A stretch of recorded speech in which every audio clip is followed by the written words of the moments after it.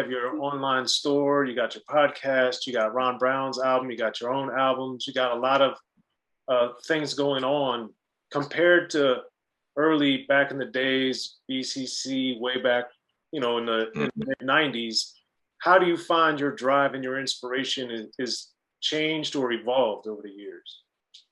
I mean, I really love rhyming still. You know what I mean? Like, if I don't write in a certain amount of time, I feel bad. You know what I mean? It's like I it's like I haven't went to visit my kid or some shit like that. It's like you a fucked up nigga. Like you gotta write some shit. Like, I really just love it. You know what I mean? Like, and I nurture it. You know what I mean? It's just it's I for a long time I felt like it was the best thing I could do. Like, it was, of all of the things I know how to do, I do that the best. You know what I mean? And there was a lot of things that I really felt like I didn't know how to do. So when you find your comfort zone, you stick in it. Like, like, well, me anyway, it was just, I mean, that's a good thing, sometimes not. But, for me, it was what made it was just easier to stay committed than to quit and commit to a different direction. Okay. You know what I mean? Yeah. And since you do steadily put out a lot of stuff, a few years ago when you put out the Slang and Rock project, I was Hmm. interested in that because creatively, I'm always interested when some stuff has been out and people know, and then some stuff is newer or unreleased or at least harder to find. So Hmm. how do you decide when you're doing a project like that that's more of a compilation than a true project? How did you Hmm. decide creatively not only that's what you were going to do, but then to blend kind of the known with the unknown?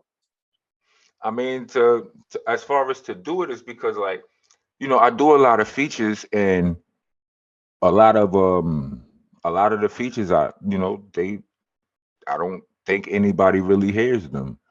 And like, the artist is, a up and coming artist, or they whatever. Who the fuck knows what happens to some of these verses that I do on, or these songs with other artists. So, but I give everybody heat. You understand what I'm saying? It's like I don't shortchange nobody when it comes down to bars. I just don't. Like, like, I just don't. I just won't. I don't care how whack the artist who's paying for this verse from me is. Well, he pay. I'm going to give you heat every single. I have a formula. It's not. I'm saying this. I'm not saying this on some bragging shit. I'm saying, it's like you bake a cake. You know how to, if you have a recipe to bake a cake, you can bake the same cake 100 times. You understand what I'm saying? Without fail, and that's basically what I do when it comes down to writing a rhyme. Like, I have a recipe for writing. You know what I mean? I might throw in some extra fucking bells and whistles every once in a while, but you're gonna get a dope verse, because in the recipe is this fucking it's like standard amount of punchline. It's going to be a one haymaker. It might be a few, like, yeah, like it's tr- trust that. So with a lot of with these bombs I'm dropping on, wherever somebody pay for it. You know what I mean? But then a lot of people don't get to hear. Like, sometimes I like these verses a lot, and I'm like, ain't nobody never heard it. So I'm doing myself a favor personally, because I want people to hear it. You know what I mean?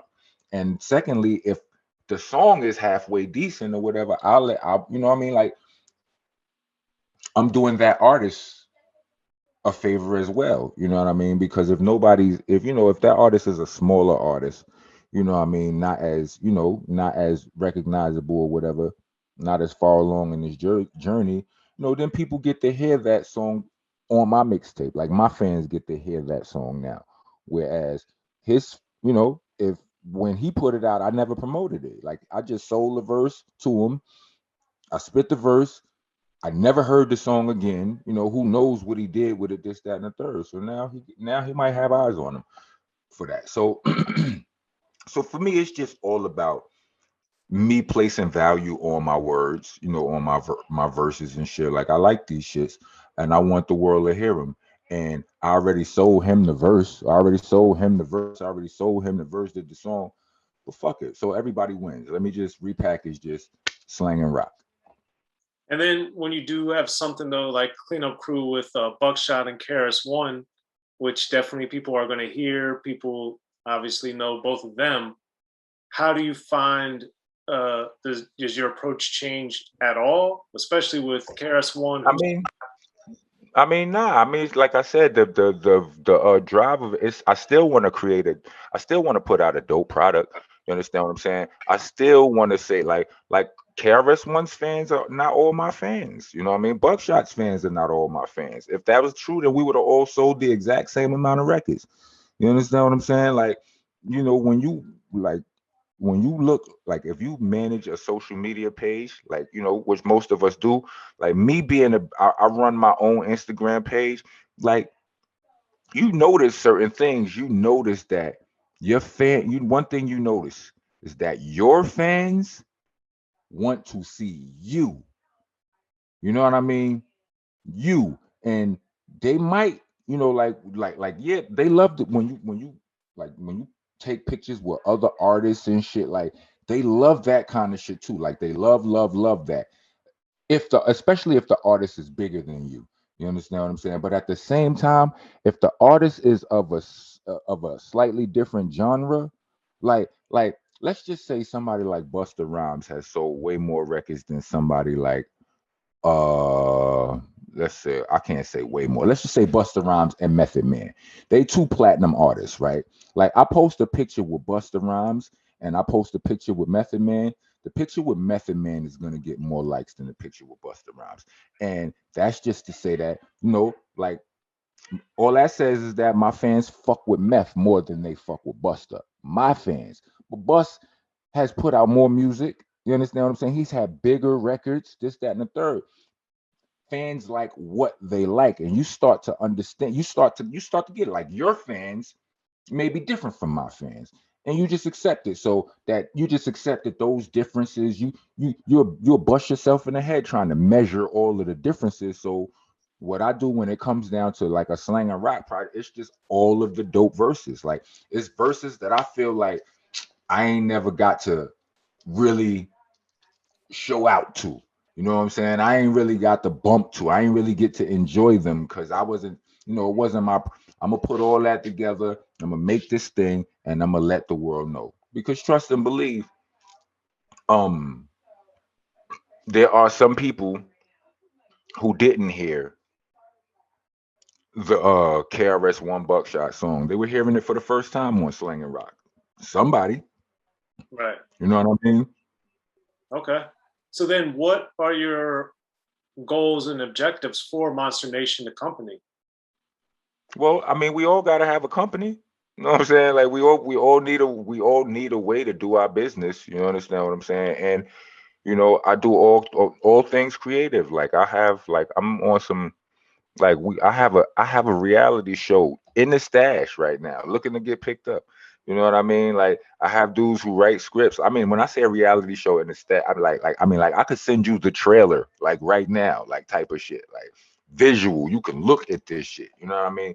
Um, you know, film, I'm voiceover, like, everything I do, like, it's gonna, it's just my business. I mean, like, we once you're independent, you need to have, it's these are just the formalities. These are the things that you're gonna need. You're gonna need your company to do business through, and as so Yes. Monster Nation. But overall, Monster Nation is, like, that's the Monster Nation, the company. But Monster Nation as a concept, or like, oh, what is Monster Nation, is, it's like a movement. It's like Monster Nation is akin to, like Monster mentality is the same thing as Mamba mentality. You understand what I'm saying? Like, if for all of the Kobe heads out right there, like, he literally, that's exactly what it is. He just calls it Mamba mentality. But it's that concept. It's that, if you, like, when it comes to whatever said profession is, if you are the one who ain't to be fucked with, you're a monster. You understand what I'm saying? Like, so it's that, you know, that shit goes throughout sports, it goes throughout music, it goes throughout acting. I don't give a fuck if you if you're a sneakerhead, nigga. Like if your Jordan collection is, if you're, you know, I heard, what's the nigga name? PJ Brown, not PJ Brown, PJ Tucker got the monster sneaker collection in the NBA. You know what I mean? You never heard them terms those words formed together in the sentence. You know exactly what I mean when I say it. You know what I mean? Like nigga, shoe game monster. But so yeah, that's what Monster and the Monster Nation, like as far as, you know, people that I affiliate with, you know, I'ma only fuck with you if I promise you I'm only fucking with you if I feel you on that, if you on it like that. You know what I mean? Because, or if I don't see that in it, if I don't see that in your product, if I don't see that in your hustle and your you know what I mean? So that's what I'm on. And that's what we on. Well, there it is. Well, Rockness Monsta, you got anything else you want to add? Yeah, Ether Rocks. It'll be out this month. Yeah, it'll be out this month. You understand? Hopefully, or either this June, July, something like that. It'll be out.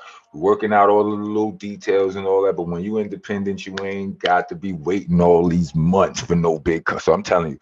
So stay tuned. Salute to all of my family. Salute to Duck Down. Salute to Monster Nation. Salute to B-Boy Records. And Monster Nation Entertainment. Rock on, rock on. Well, there it is, man. I appreciate it.